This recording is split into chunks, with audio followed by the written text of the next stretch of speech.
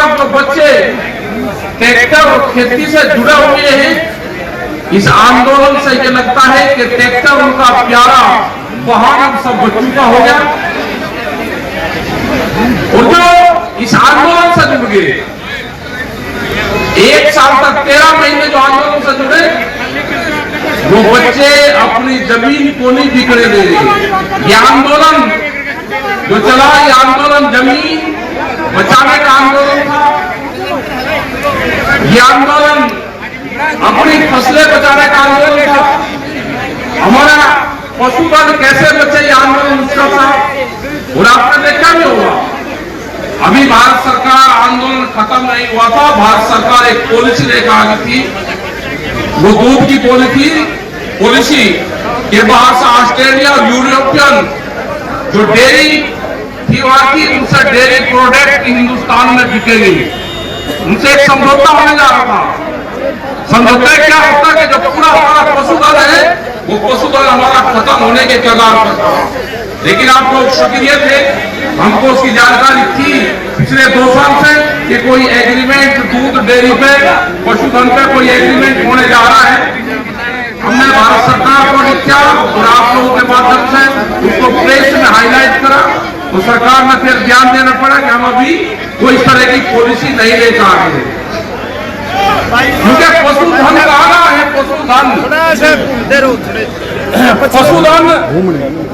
पशुधन ये है कि जो जमीन का धन है, जो चल और अचल संपत्ति है, जो चल और अचल संपत्ति है, उसी के साथ में पशुधन भी आता है। और हरियाणा के लोग बेखूबी जानते हैं कि पशुओं का क्या महत्व हमारे जीवन में है।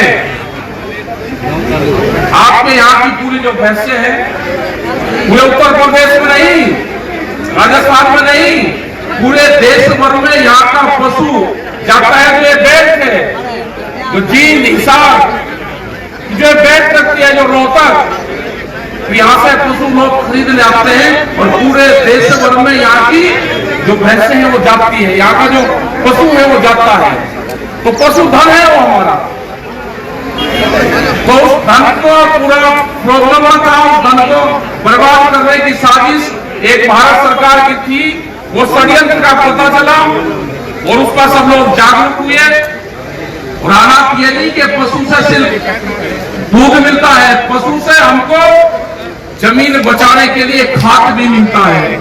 अगर हम सारी चीजों को देखेंगे तो सरकार की जो पॉलिसी है वो ये है कि यह जमीन किसान छोटे और बाहर की कंपनी को जमीन में जाए, इस जमीन पे किसान कर्जा ले, इस जमीन को लोग छोड़ दे जाए, जो यूथ है वो इस जमीन से अलग हटे।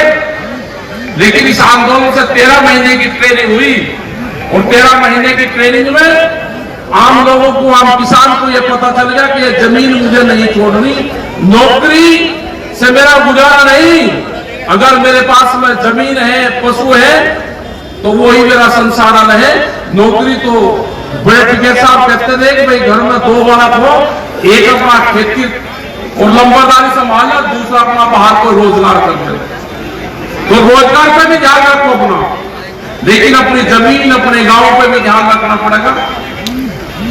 और मैं धन्यवाद पूरे जो लॉकडाउन चल रहा पूरे देश में, मैंने यहाँ की कमेटी को कहा भाई लॉकडाउन लगा के सरकार ने बैन कर दिया, लेकिन हरियाणा के जितने भी लोग थे, जो कमेटी के लोग थे, उन्होंने कहा कि हमारे यहाँ नहीं, भले लोग पूरे देश में बिहार के 3 प्रोग्राम कैंसिल हुए, राजस्थान के हुए, अभी आपके कहीं के ही हो गए, हमारे यहाँ तक होने लगे। तो भाई हमको ये लॉकडाउन में पहला प्रोग्राम ये करा, लेकिन हिम्मत है कि जो जिद्दबंदी, जो ताकत आप लोगों की है, जो ताकत आप लोगों की है, और जो आपका घूंटा गड़ेगा, ये सरकारें जब भी मानती है, वैसे सरकार भी नहीं मानती। ये वही गांव है जिसने कहा कि हमारे गांव में और इन क्षेत्र में लॉकडाउन नहीं रहेगा, वही गांव है। और आपकी ताकत से आंदोलन जीता भी गया है, लेकिन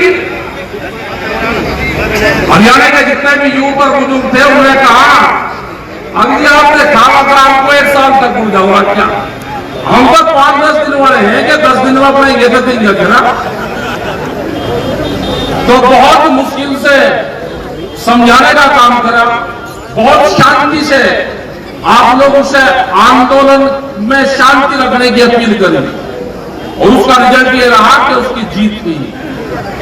हम आंदोलन करना सीख गए और सरकारों को भी है अगर किसी के बाहर बैठ गए और ट्रेनिंग होगी, अब घरवालों के खिलाफ भी ट्रेनिंग होगी, किसी के घर में लड़ाई हो जाएगी तो हम उसके बाहर में बैठेंगे, भाई अपने घर के बाहर में बैठना पड़ेगा, तजुर्बा हमको होगा, घरवालों का होगा तो भाई बैठना तो पड़ेगा।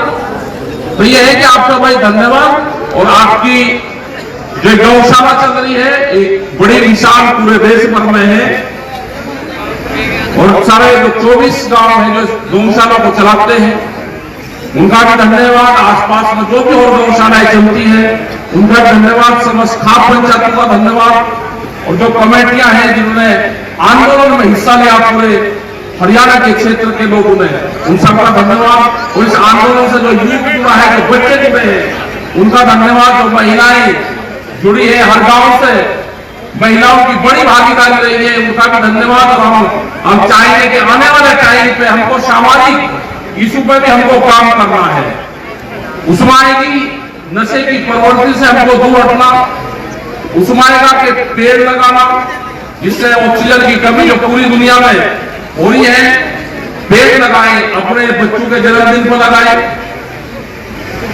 जो बच्चे स्कूल में पढ़ते हैं वे स्कूल में लगाएं, हमको उनसे भी जोड़ना पड़ेगा पूरे सिस्टम में। दहेज प्रथा एक बड़ी कुरीति समाज में है, उसमें भी हमको पाबंदियां लगानी पड़ेगी और वो खाप पंचायत के लोग उस पर लगा सकते हैं। यहाँ आए खाप पंचायतें यहाँ पर सक्रिय हैं। दूसरा यह है कि हरियाणा की एक बड़ी पहचान पगड़ी होती थी, वो धीरे धीरे गायब हो रही है। अगर हरियाणा से पगड़ी गायब होगी, लोगों को शर्म आती है कि अजी मैं क्या पहनूंगा जी पगड़ियां। भाई ये चुन लो कि एक गांव में से 11-21 आदमी जिसपे किसी भी उसकी जिम्मेदारी आ गई वो पगड़ी पहनने जरूर शुरू करो, या जिसकी उम्र 60 साल होगी, चलो जो भी उसको बाल काले करने कुछ भी करना हो 50-60 साल तक कर ले। 60 साल में तो सरकार भी रिटायर करते भेज डालोगे, फिर पगड़ी जरूर बाहर कर लो। भाई एक अभियान जरूर हमको चलाना पड़ेगा।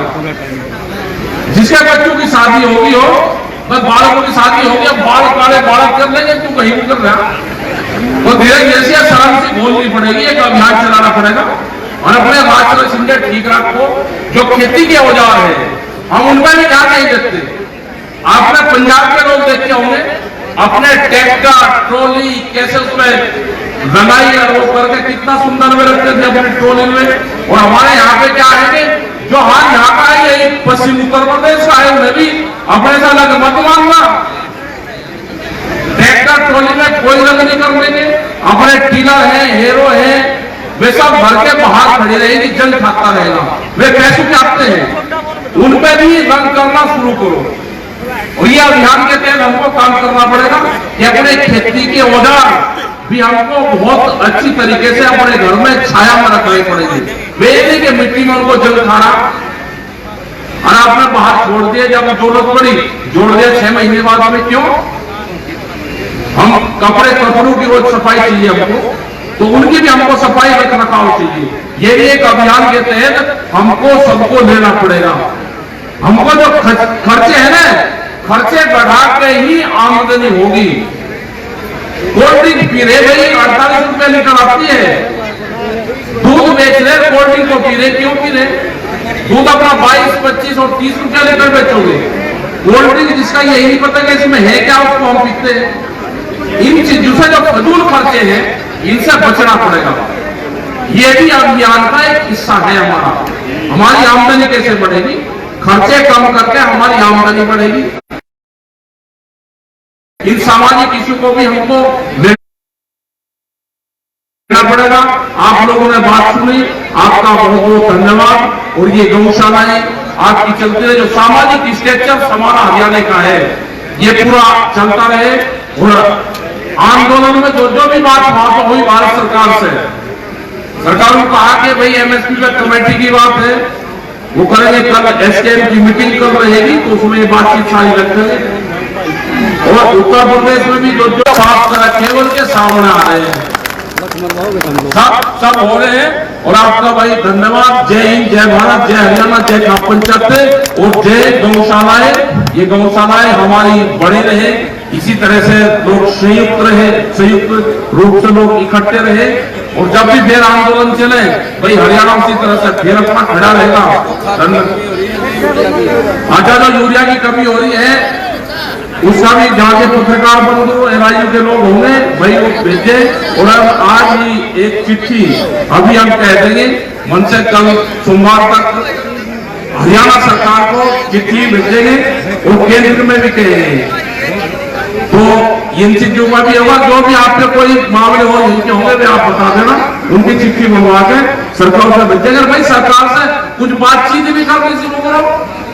आप बातचीत सरकार से करोगे नहीं भाई, होगा समझौता होगा, लड़ाई झगड़े तो हो जाएगा। अपना एक बात उनको चिट्ठी पत्री के माध्यम से देना निकलना तो शुरू करो। मुकदमों में शायद है कि कार्रवाई चल रही होगी, लेकिन कुरुक्षेत्र में एक गांव का कि वहां पे आंदोलन के दौरान जो बिजली के मुकदमे वहां की सरकार ने करे, वहां के प्रशासन ने करे, उसका भी पता चला कि वे वापसी नहीं ले रहे। उन्होंने कहा कि बिजली वाले हिस्सा लगे भाई, जो भी आंदोलन के दौरान मुकदमे हुए वो सब इसी का हिस्सा है, कोई चीज अलग नहीं है।